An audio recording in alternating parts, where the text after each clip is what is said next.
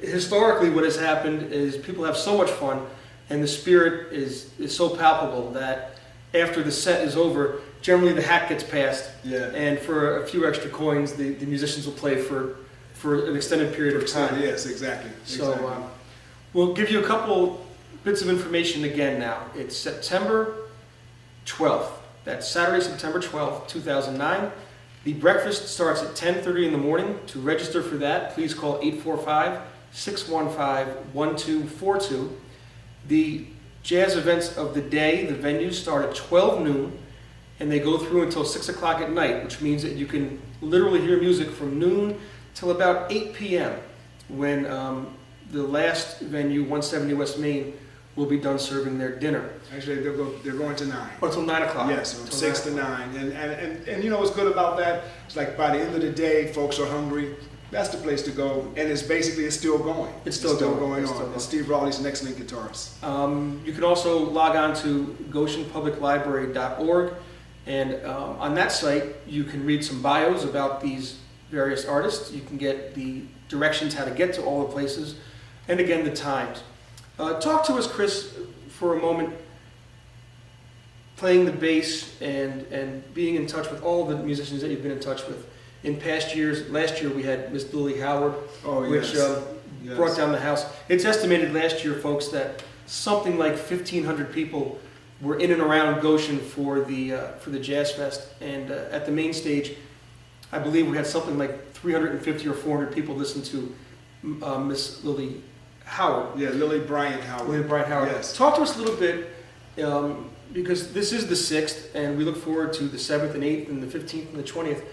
As we go forward and we get more sponsorships and grant monies, as an artistic director of so many different festivals, what type of names the folks might know do you think down the road we could maybe bring an invitation to? Well, we're looking at next year. We're looking at Frida Payne.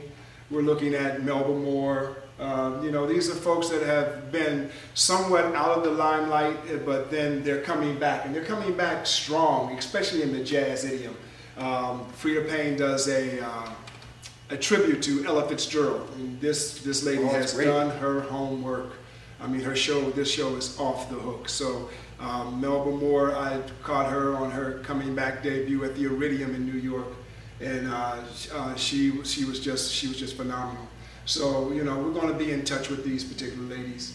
We're looking at possibly bringing Phil Woods in a couple of years as we're constantly growing.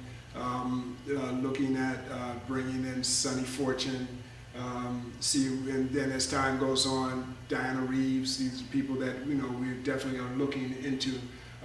Of course, everything's about budget and making sure that we get the grants and get the sponsorships for it. These and again, it's all about presenting all this for free. What's really important to note, folks, with those high, lofty goals that we have set for ourselves, how wonderful it is and how important and how right it is that the artists that will be performing this year and have performed in all the past years. Oh, in all the past years. They are homegrown people. Yes. They come from Newburgh and Warwick and the Hudson Valley throughout. They come from Goshen. So they are highly talented. Yes. A lot of folks out there know Gary Maz. Yes. He's from right here. Years and years ago, when Gary had Tin Pan Alley down in Chester, I did some bartending for Gary. Okay. And no one could get the place rocking like Gary. Oh yeah. Give him a guitar and a hot microphone, and everybody had a great time. And it was always just top shelf. Okay. And he's such a nice guy. So we try to do two things at once here: celebrate the local artist, bring together the local community, which is changing. Right. Celebrate the part of the community which is not changing. Yeah, those of us who've been here for a long, long time. Yes. I loved it last year when I saw some folks who I know just happened to be third and fourth generation Orange County, and they thought this was fantastic. Yeah. This is great. It's right here in my own backyard. So a lot of folks have come coming together. That same thing. They said, this is like, I'm so glad that you're continuing this. You're continuing this. We've enjoyed the last 3 years. We've enjoyed the last 4 years. Right. We have enjoyed the last 5 years. And now we got the 6th year, and they say, even though you couldn't get the sponsorship because of the economical fallout, you're still there. And it comes back to, again, because it takes a village to make this happen. So now we have the village invested into actually Goshen's own festival. So they're invested into it, and these venues have shown that. And yes, four or very five much of these so. venues has been with us since the beginning, since day one. And of course, they just love the musicians they have, so they kept the same musicians, which is like a beautiful thing. Yes, they keep coming back. Yes. It is one of the things, the arts in Orange County, we have a brand new arts council now. And they're doing some tremendous work. They're doing all of those things that arts councils are designed to do, to support the artists, to help our artists network with each other. Right. They even have some programs now where artists like you and I can go there and learn some of the legal ramifications of what we do. Right.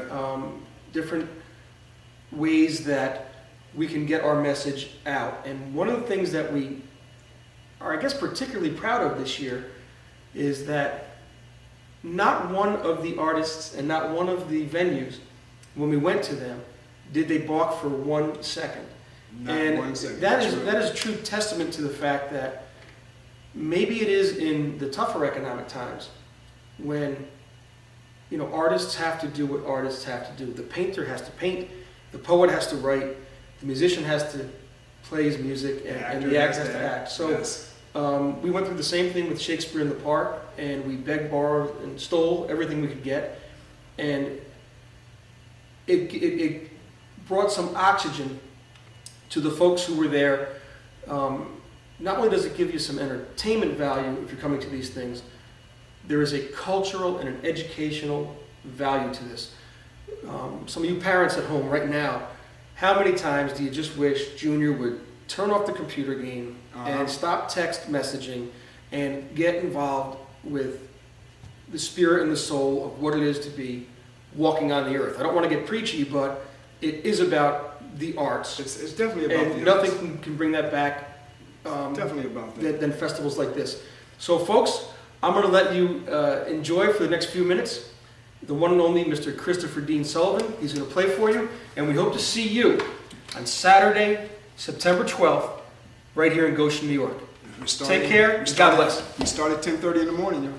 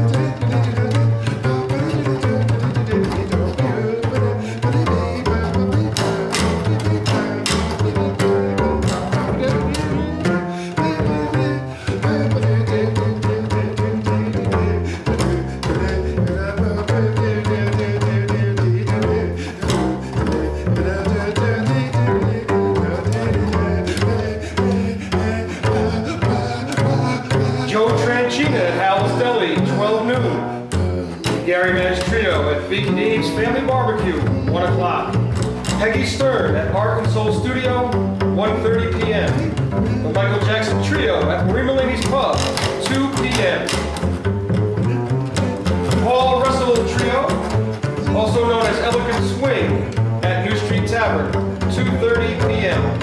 The Steve Riley Duo at 170 West Main, 6 p.m. The Goshen Jazz Festival is a cultural project of the Goshen Public Library. See you Saturday on the 12th, September. Peace.